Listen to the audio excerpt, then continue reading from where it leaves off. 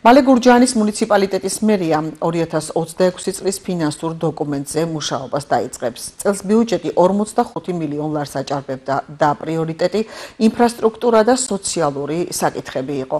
რა უნდა გაითვალისწინოს თვითმმართველობამ ახალი საფინანსო დოკუმენტის შედგენისას ჩვენი გამოკითხვა. პირველ რიგში გზები აუცილებლად რაიონშიც და სოფლებშიც. პირველ რიგში მე მაგალითად ყოველ დღე მიწევს გამგეობის ტრანსპორტით მგზავრება. შრომა გურჯაანი. ეს ავტობუსი ჩადის ველისციხეში. საზიზღარი გზა, დაუსრულებელია. მიდიხარ სამსახურიდან დაღლილი, მაგრამ აი ეს ჯანმრთელობის შერყევა კიდე ხო ეს თავარი. აი მაგის გაკეთება წყალიც იმასთან დაკავშირებით. ეხლა მე ჩემს სოფელზე არ მეთქმის დასამდური არა ვარ, იმიტომ წყალიც გაკეთდა, გზებით შესაბამისად კეთდება და აი რაიონში და დანარჩენ ყველგან ხამე ხო არ ჩამოვივილი, მაგრამ რასაც უყურებ, აუცილებლად პირველ რიგში გზა და წყალი. წყალი რო აქა ხეთქავს ხოლმე.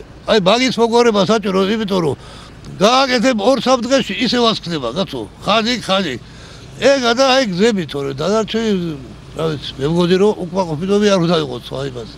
აი ძირითადად ეს ინფრასტრუქტურა ძალიან ბევრი რამე კეთდება ხო უყურებთ რა რომ ჩვენდება წესრიგდება ყველაფერი მაგრამ აი პირველ რიგში მე გეტყოდით რომ კიდევ არის დარჩენილი პატარ-პატარა ისეთი ადგილები სადაც მისასვლელი უხერხულია.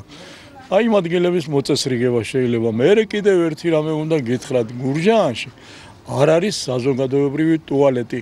მე იმდენ სიბინძურეს და ისეთ უხერხულობას ვხედავ, ხანდახან ადამიანები პირდაპირ რამის ქუჩაში ჯდებიან, აღარ შეიძლება ამის დატოვება სასწრაფოდ აი ამ ტერიტორიაზე. უნდა გაკეთდეს საზოგადოებრივი ტუალეტი. მე საკითხი რამდენჯერმე წამოვჭერი, მაგრამ ყურად არავინ არ იყო.